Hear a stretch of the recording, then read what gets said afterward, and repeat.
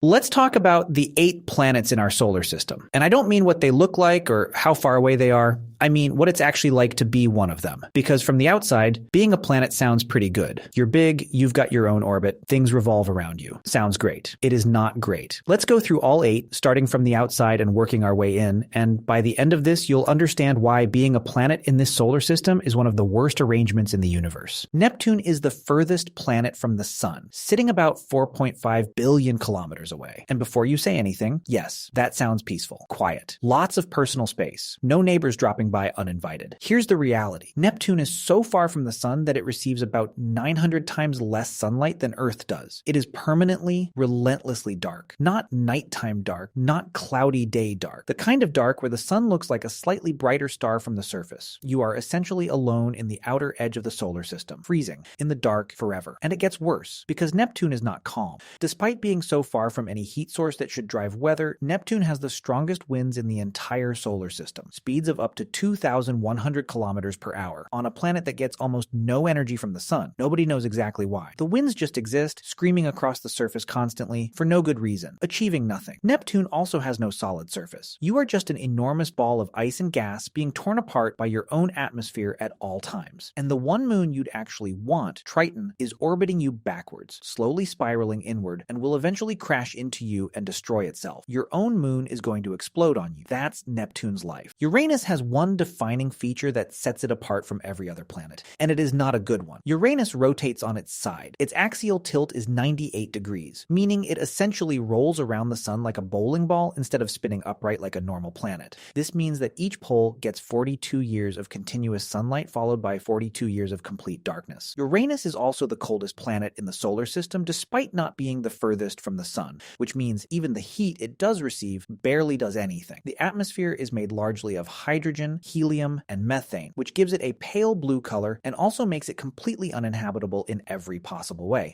And here's the part that really summarizes what it's like to be Uranus. Scientists believe it got knocked onto its side billions of years ago by a collision with another planet-sized object. Something hit Uranus so hard it permanently tilted it 98 degrees, and it has just been rolling around like that ever since, and will continue to do so for the rest of its existence. Saturn is the one everyone points to and calls beautiful. The rings, the golden color. It photographs well. People put Saturn on posters. What those posters don't show is that Saturn is a gas giant, meaning it has no solid surface whatsoever. There is no ground. You are just an enormous sphere of hydrogen and helium that gets denser and hotter the deeper you go, until the gas slowly becomes liquid without any clear boundary, and then eventually the pressure gets high enough to create metallic hydrogen, a state of matter so extreme it barely exists anywhere else in the universe. That is Saturn's interior. Incomprehensible pressure, crushing heat, and no ground to stand on. The rings, which everyone loves, are made of ice and rock debris from destroyed moons. Saturn's own moons got torn apart and are now orbiting it as rubble. The thing everyone finds beautiful about Saturn is essentially a graveyard of things that used to exist and got destroyed. And those rings are also disappearing. They're slowly raining down onto Saturn's surface and will be gone within about 100 million years. Jupiter is the largest planet in the solar system, about 1,300 times the volume of Earth, and being Jupiter is objectively one of the worst situations imaginable. The most famous thing about Jupiter is the Great Red Spot, a storm that has been going continuously for at least 350 years. You have had a storm on your surface for 350 years with no sign of stopping.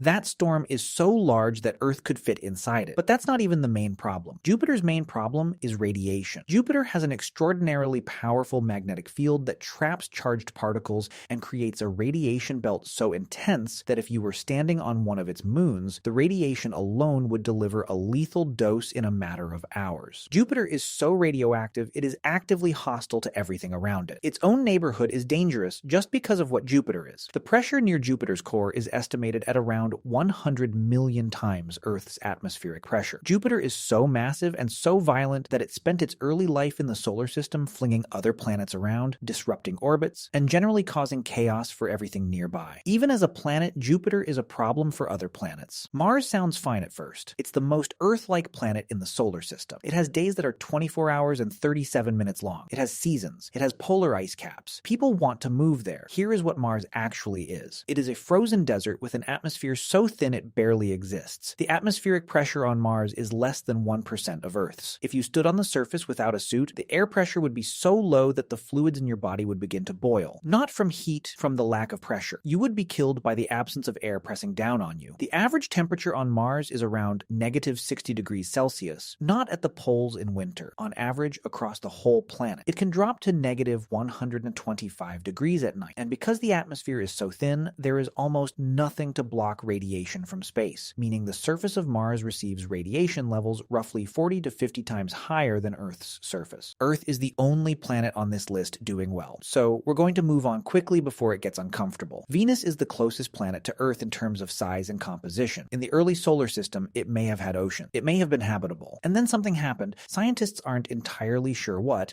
and Venus became the most hostile surface environment in the solar system.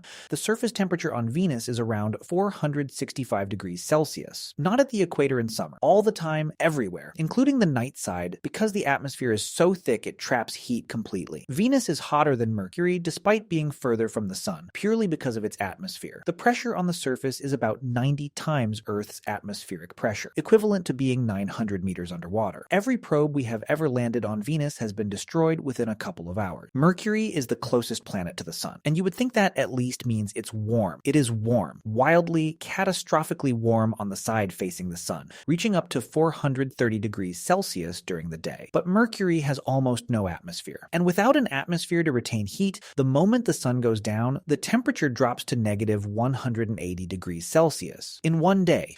The same planet swings nearly 610 degrees between its daytime and nighttime temperatures. No other planet experiences temperature swings remotely close to that. Mercury cannot hold on to anything. Not heat, not atmosphere, not anything. Being Mercury also means being the most battered planet in the solar system. Its surface is covered in craters from billions of years of asteroid and comet impacts, because with no atmosphere there is nothing to burn up incoming objects before they hit. Every rock that has ever come near Mercury has hit Mercury. It is a record of every punch it has ever taken, and it has taken a lot of them. Mercury is also slowly shrinking. As its core cools and contracts, the whole planet is getting smaller, causing the surface to crack and buckle. Mercury has been getting smaller for billions of years and will continue to do so. It is the smallest planet in the solar system, and it is getting smaller still. So that's all 8. Let us know in the comments what science topic you want us to cover next.